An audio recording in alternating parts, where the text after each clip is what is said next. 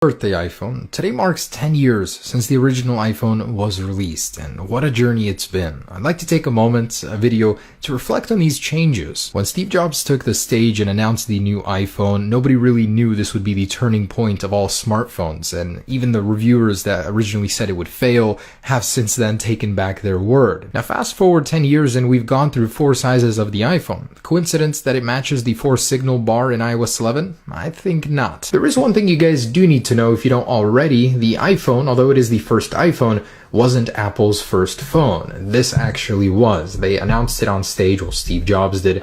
Today we are introducing the iTunes phone.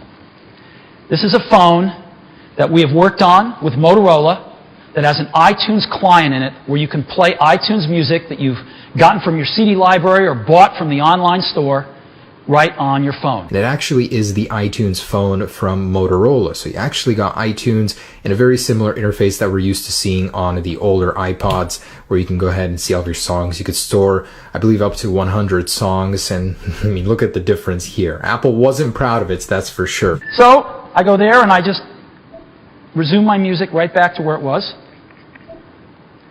Well, I was supposed to resume my music right back to where it was. Then they released an updated version of it, which was sleeker, kind of a little bit cooler looking, but still it lacked the interface touchscreen display that the iPhone actually had.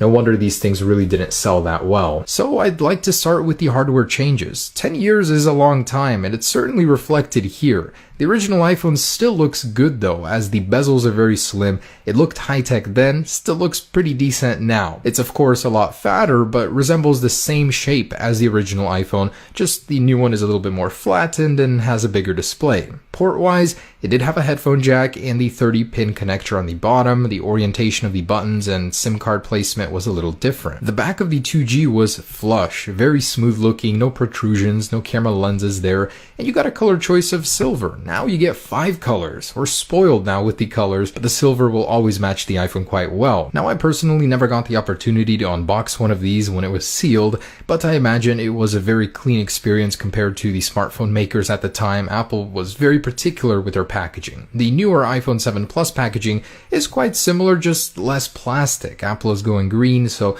all of the packaging and the little sealing tape is replaced with paper now, which is a great move. And here's the original box for the Bluetooth headset as well. In a way, it looked a lot like an AirPod, but 10 years ago, this was pretty sophisticated tech. It had sensors, microphones, and a battery in such a small package. And the cool thing about it is software-wise, you got a very similar control to what you get now even with iOS 11, showing the battery in the status bar. And yes, I tried to connect AirPods, don't work. Alright, let's go ahead and check out iPhone OS 1.0 versus iOS 11. It was called something even different back in the day. That's how long ago this was.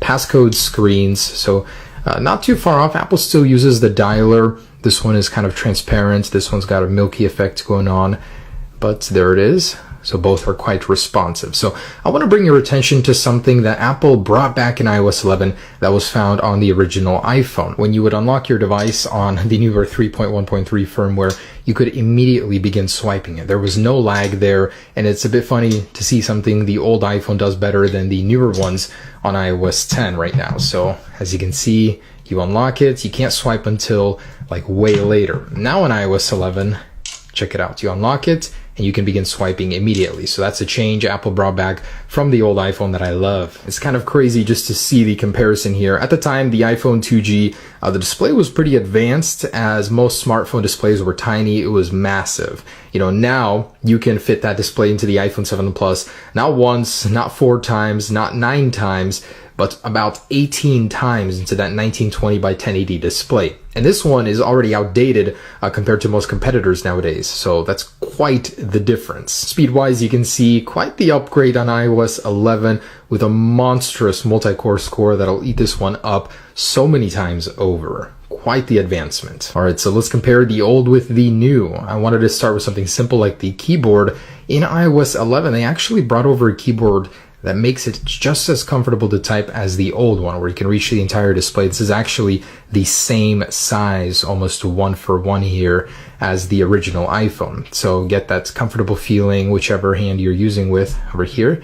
on iOS 11 now. You couldn't do that over here. There was no trackpad 3D touch. You typed and that's it. The keystrokes even sounded a bit different. You go to your home screen. Can't scroll here. No scrolling because you couldn't add apps. There was no reason to even scroll back in the day on iOS 1.0. But hey, even if you wanted to rearrange your icons, you could not do that. Now on iOS 11, you can even rearrange multiple icons by adding them to the queue and dropping them wherever.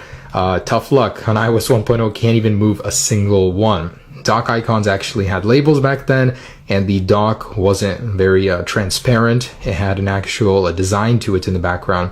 Something interesting in iOS 11, though, is that Apple made a major throwback in the calculator to the old days of iOS 1.0 and 2.0, as you can see here with the round icons here.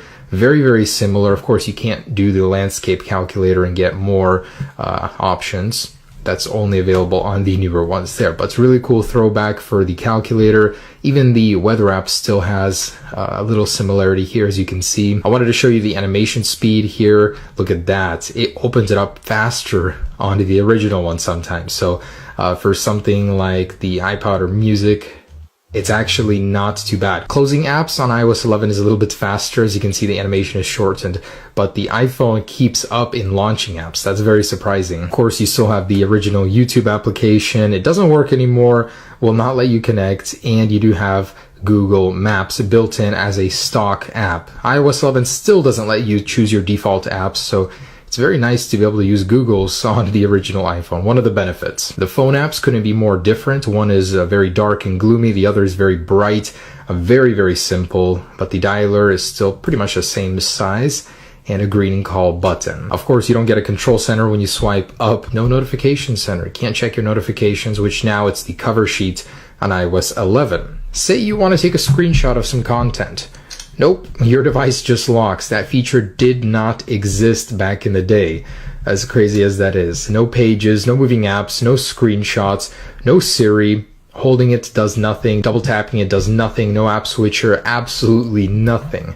The volume HUD, though, is kind of cool because it actually allows you to see through it. Now, you can't see anything behind it, really, just faint colors. So that's one of the benefits this guy had to iOS 11. And jumping into settings, just want to show you guys the orientation has changed in iOS 11. It's a little bit cleaner looking, not as complicated. But this one's not complicated that much because there's really not much options on it. But over here, iOS 11.0 versus 1.0. It's crazy just how long it takes to load games. And the type of games you would load on a device like this are so different from ones on newer phones. And now you can play console level games from the PS2 onto the iPhone with updated graphics. I mean, no one would have ever thought that that would have been a thing, and here it is. It's completely crazy. So let's get some photos to compare both of these. Just from the viewfinder here, you can see the stutter in the old one. It just couldn't keep up, and even if you jailbroke to record video, it looked like crap. You know, Apple only added video capability with the 3GS, and that took a while, but let's get some photos going. And as you'd expect, Apple had 10 years to improve this camera, and they certainly did. Now the colors are more vibrant, and the image, of course, high resolution. Alright guys, so there it is, iOS 1.0 versus iOS 11.0, and more importantly, the first iPhone versus the newest and largest one. What a difference 10 years has made,